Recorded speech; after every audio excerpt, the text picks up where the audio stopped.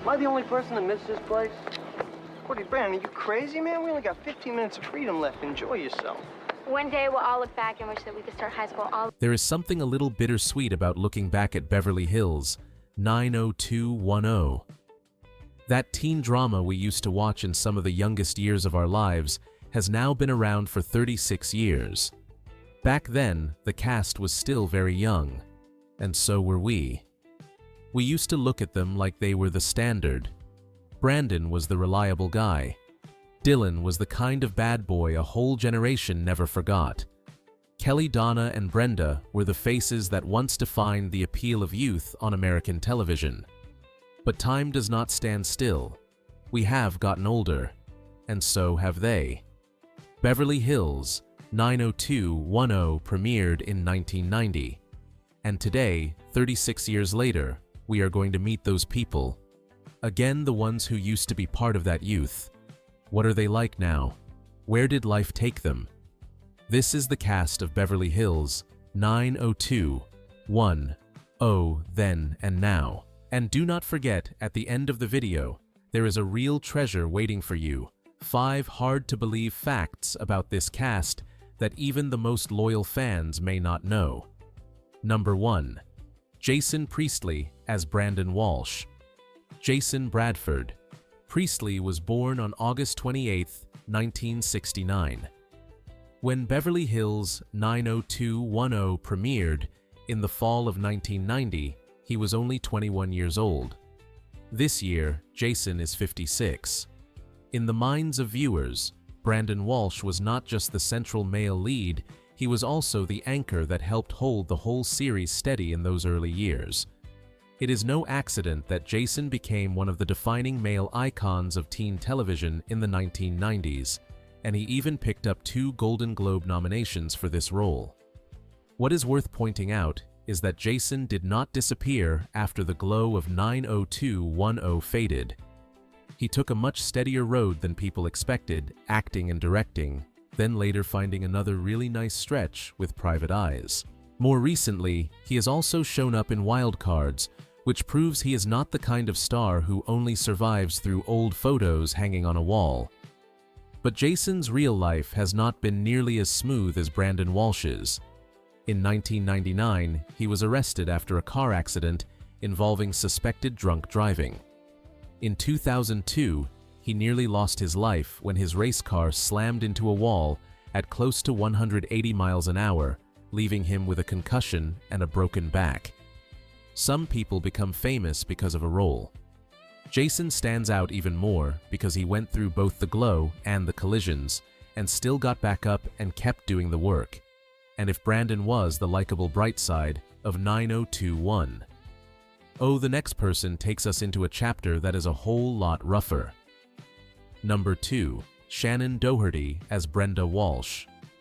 Shannen Maria Doherty was born on April 12, 1971. When Beverly Hills 90210 premiered in 1990, she was only 19. In the first 4 seasons, Brenda Walsh was not just the female lead of the series, she was also one of the faces that made audiences remember 90210 as a real phenomenon. Brenda seemed delicate, but she was never the sweet, predictable kind of character. She was impulsive, proud, and fiercely emotional, and that energy made her stand out far more than a lot of other teen female leads from that era. The problem was, off-screen, Shannen carried just as much force. She was quickly tied to the image of a Hollywood bad girl in the early 1990s, to the point that her real-life reputation almost ran side by side with the role that made her famous. When people talk about Shannen, they always think of controversy. During her 90210 years, there were rumors that she showed up late, was difficult to work with, and clashed with both the crew and her castmates. Her conflict with Jennie Garth followed her for years, and Shannen herself later talked about an argument on set that got so heated, other people had to step in. Leaving 90210 was not the end of it either, because she later ran into more bad press when she left Charmed, and that image of a gifted star who kept colliding with people stayed attached to her for most of her career. But toward the end of her life, Shannen's story took on a sadder tone. On the Let's Be Clear podcast, she spoke very openly about terminal cancer, friendships, marriage, and even her own mistakes. She signed her divorce settlement papers with Kurt Iswarienko just one day before she passed away in July of 2024 at 53, and the property dispute kept going into 2026. Number 3. Luke Perry as Dylan McKay. Coy Luther Perry. The third, the man the whole world knew, as Luke Perry was born on October 11, 1966. When Beverly Hills 90210 premiered in 1990, he was 23. What is interesting is that Luke originally auditioned for Steve Sanders, but ended up becoming Dylan McKay instead, and that turned out to be one of the smartest decisions 90210 ever made. From 1990 to 1995, then returning from 1998 to 2000, he turned Dylan into the romantic bad boy archetype that early 1990s American television almost could not replace. What I have always admired about Luke Perry is that he refused to live off one show forever.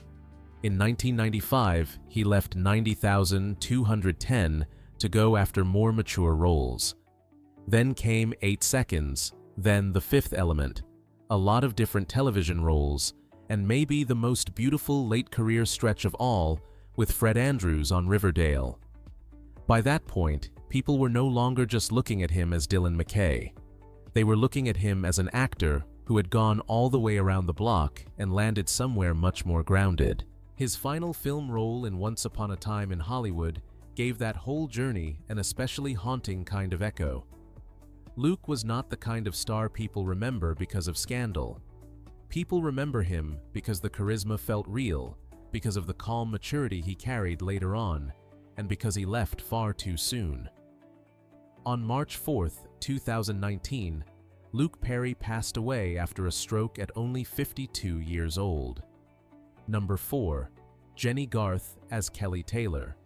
Jennifer Eve Garth was born on April 3, 1972. When Beverly Hills 90210 premiered. In the fall of 1990, she was only 18. This year, she is 54. She was the golden girl of West Beverly, beautiful, sharp, the kind of presence that got noticed instantly there, through all 10 seasons, directing 2 episodes, and then carrying Kelly into later branches of the franchise too. What I have always found interesting about Jennie is that she never really took the route of a star living off scandal. After 90210 she kept working, but the older she got, the more she seemed like someone learning how to slow down and sit with her own memories. She and Tori Spelling started the 90210MG podcast, going back through the old episodes, talking about the behind-the-scenes stories, and turning a whole television youth into something that could now be told in the voices of people who have already lived through close to half a lifetime. From there, Jennie also developed I Choose Me into a very personal direction of her own, and she is set to release a book by the same name on April 14, 2026. In recent years, instead of getting louder, Jennie has talked more about health, aging, and taking care of herself. Early in 2026, she even went public about getting a stress test during Heart Health Month as a way of reminding women her age not to wait until something goes wrong before paying attention to themselves. Kelly Taylor used to live in non-stop drama. Jennie Garth now leans a lot more toward healing. But the next person is very different. In her case, private life has never stayed still long enough to stop becoming a headline. Number 5. Tori Spelling as Donna Martin. Victoria Davy Spelling was born on May 16, 1973. When Beverly Hills 90210 began in 1990, she was 17. This year, Tori is 53. In the show, Donna Martin was one of the main characters all the way through all 10 seasons, and also the most memorable good girl face in that central friend group. Right from the beginning, she carried the very large shadow of the Spelling name. Everybody knew she was Aaron Spelling's daughter, and that was both the door that opened for her and the thing that followed her for years. Tori once auditioned under a different last name to avoid being seen as a nepotism kid, but that never really went away. After 9210, she did not follow the steady traditional actor path the way some of her castmates did. Instead, Tori almost turned her own life into a genre. Reality TV memoirs, talk shows, podcasts, then one family story after another, one marriage story after another, one money problem after another, all of it kept rolling through the press. Her book, Storytelling, became a bestseller, and now her Misspelling podcast shows she still knows exactly how to keep her name in the public eye. The noisiest part has still been her personal life. Tori has been followed for years because of financial trouble debt, and then her marriage to Dean McDermott finally ended in a divorce that was completed in 2025. Number 6. Brian Austin Green as David Silver. Brian Austin Green was born on July 15, 1973. When Beverly Hills 90210 began in 1990, he was 17. This year, Brian is 53. In the main cast, David Silver was a very unusual case. He did not enter the show like Brandon or Dylan. He did not instantly take over the screen, and he did not have that iconic aura right from the first episode. David started out as the slightly awkward younger kid, a little out of sync, a little like he was trying to squeeze into the group, but he ended up being the one viewers saw grow the most over the seasons. That is also why Brian holds such a special place in 90210 memories. He did not explode right away, but he stayed around a long time and moved from the edges all the way into the center. In real life, Brian's story has been far messier than David Silver's. After 90210, he kept working, but his name was often in the news more for his personal life than for new roles. His long relationship with Megan Fox made him a familiar entertainment headline for years, and by 2025, his old history with Vanessa Marcil flared back up when Brian publicly called that relationship toxic, which kicked off another round of back and forth in the press. That is the kind of noise Brian has almost never fully escaped. What stands out to me even more is the health struggle. In 2022, Brian said he had ulcerative colitis so severe that he was bedridden for a period of time. Then, in 2025, he had emergency surgery for a perforated appendix. These days, he is still around in entertainment, doing the Oldish podcast, and living in the middle of a big, blended, very real family life. David Silver used to just want attention. Brian Austin Green has now lived long enough to understand the price of always being noticed. Number 7. Ian Ziering as Steve Sanders. You remember this kid, right? In the minds of viewers, Steve Sanders was the rich boy of West Beverly. Plenty of money, plenty of schemes, a little slick, a little impulsive. Ian Andrew Ziering was born on March 30th, 1964. When Beverly Hills 90210 began in 1990, he was 26. This year, Ian is 62. Ian was also one of the very few faces who stayed with the show from beginning to end through all 10 seasons. So, to be fair, Steve was not just some background supporting role. He was part of the core structure of 90210. After 90210, Ian did not hold on to the center spotlight the way he had in the early 1990s, but he did not disappear either. What is interesting is that he found a very different second act with the Sharknado movies, from 2013 to 2018, and that brought Ian Ziering's name back into pop culture in a loud, funny, and pretty self-aware Hollywood kind of way. Off-screen, his life changed a lot too. Ian married Erin Ludwig, had 2 daughters, then separated in 2019 and finalized the divorce in 2022. Steve Sanders used to live like the whole city was his playground.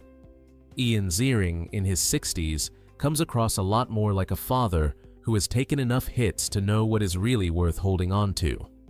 But time does not just leave experience behind, it leaves trouble too. On New Year's Eve of 2023, Ian got caught up in a fight with a group of minibike riders in Los Angeles. At the time, he said he acted in self-defense while his daughters were still in the car. By late 2025, one person from that group filed a civil lawsuit accusing him of assault and battery, and that pushed the whole story into 2026. Steve Sanders once lived on chaos.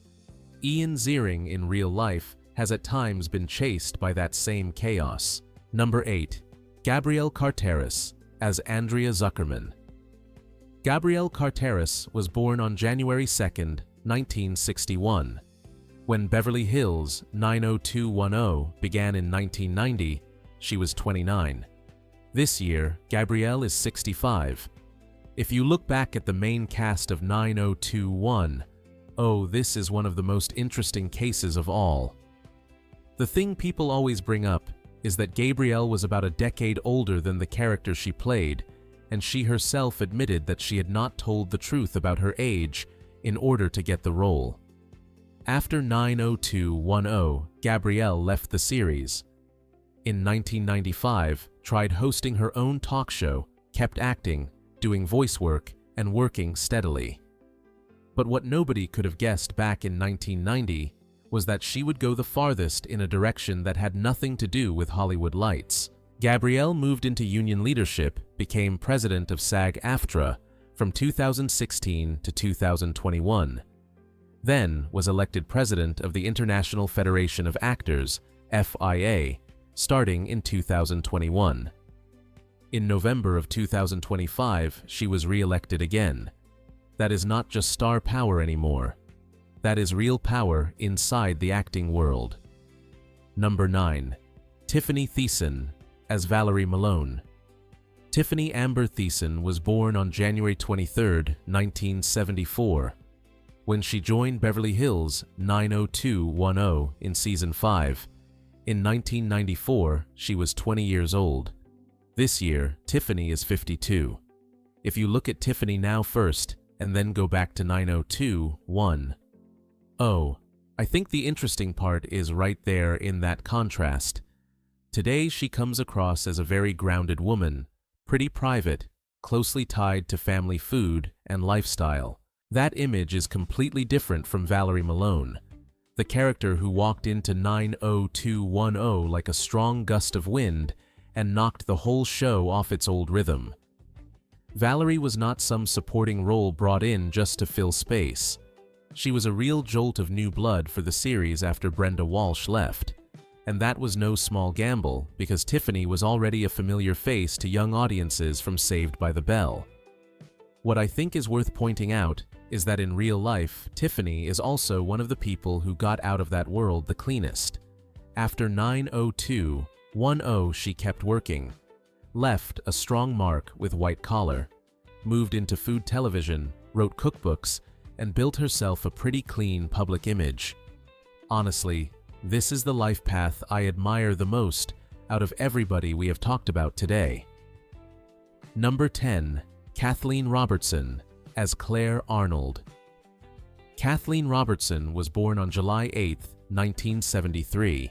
When she joined Beverly Hills 90210 in Season 4, in 1993, she was 20. This year, Kathleen is 53. In real life, she is not the kind of face that survives on Scandal. She is a Canadian actress with a steady career, a family, 2 children, and she even runs her own production company with her husband. That is exactly what makes Kathleen's story interesting. Looking at her life now, you would think this is someone who moved through Hollywood in a pretty calm and peaceful way. But when you rewind back to 90210, it was not quite that simple.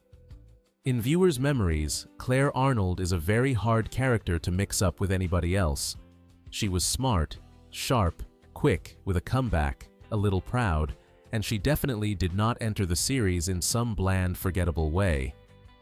Clare first appeared in Season 4, started out as recurring, then became a regular in Seasons 6 and 7.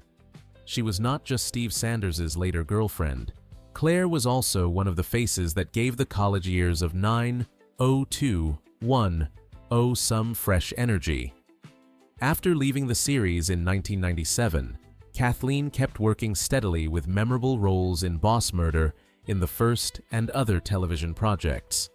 What brought Kathleen Robertson's name back up in a big way in 2026 was not a new role, but an old story. On a recent podcast, she said that joining 90210 back then was very scary, even extremely difficult. Kathleen said she once found Polaroids of herself cut up inside the makeup trailer, and that the environment back then was not nearly as warm as people on the outside imagined. If you are curious about what she shared, go find her podcast. I would bet there are hundreds of great stories there the press never touched. Number 11. Jamie Walters as Ray Pruitt. Some roles open the door to a career. Ray Pruitt almost did the opposite. Jamie Walters, whose full name is James Leland Walters Jr., was born on June 13, 1969. When he joined Beverly Hills 90210 in 1994, he was 25. This year, Jamie is 57. In the show, Ray Pruitt was not a main character from the start, but he became a very strong supporting character in the middle stretch of the series, then got pushed up to regular status in Season 6. What a lot of people forget is that before Ray Pruitt made viewers mad, Jamie Walters had all the makings of a real teen idol. He was the face of the series.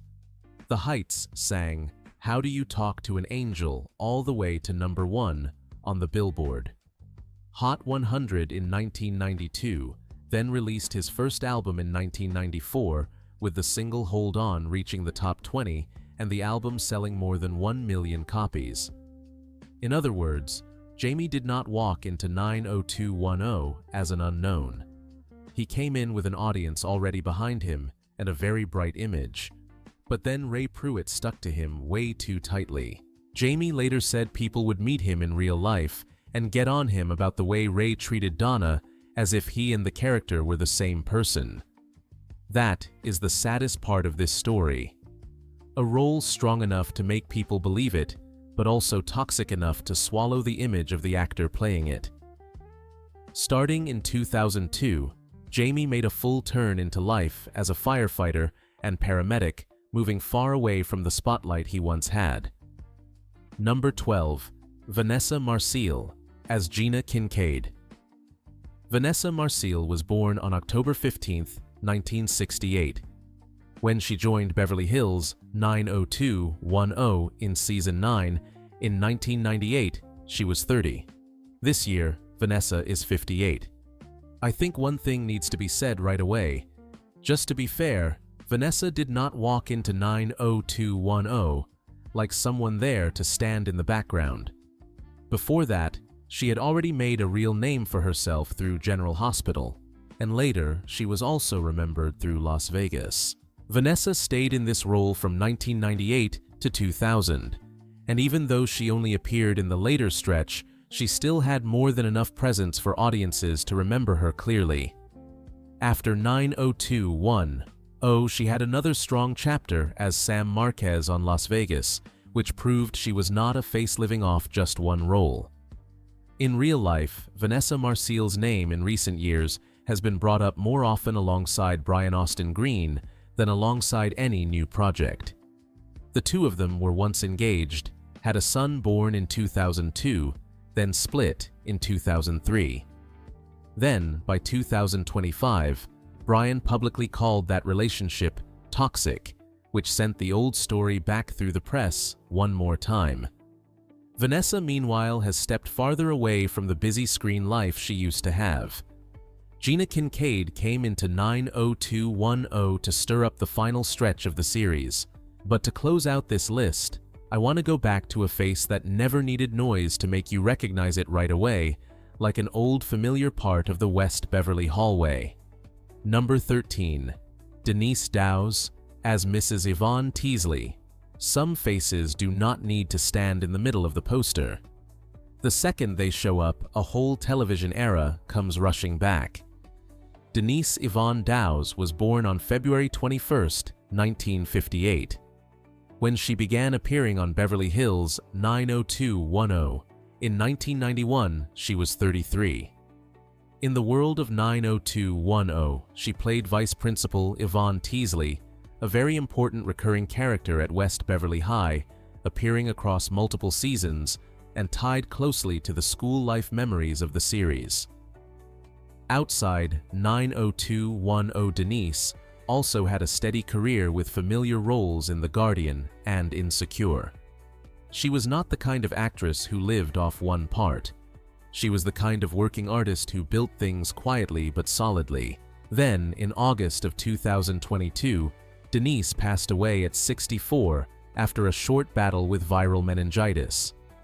That news was sad, but it also made people remember something even more clearly.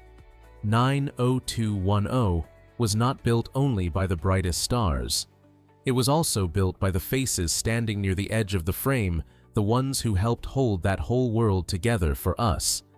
And once all those faces have come back into view like this, it is the perfect time to turn over the picture and look at a few behind-the-scenes stories about the cast that not everybody knows.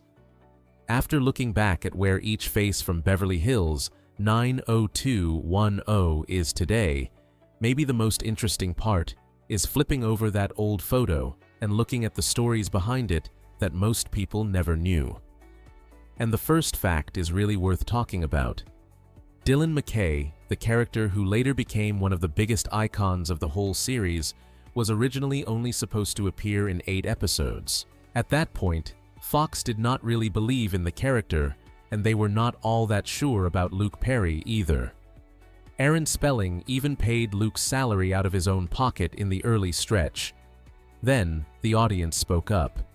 The response was so strong and so fast that Fox had no real choice but to keep him. The second fact is even more interesting. For years, audiences looked at 90210 as a teen show. But in real life, most of the cast playing students were actually already in their 20s or older. That is not unusual in American television. Casting older actors helps productions avoid the strict limits of child labor. Laws make scheduling easier and also gives writers more room to handle more mature material. When the show premiered, Shannen Doherty was 19, Jennie Garth, 18, Tori Spelling, 17, Jason Priestley, 21, Luke Perry, 23, Brian Austin Green, 17, Ian Ziering, 26, and Gabrielle Carteris was already 29.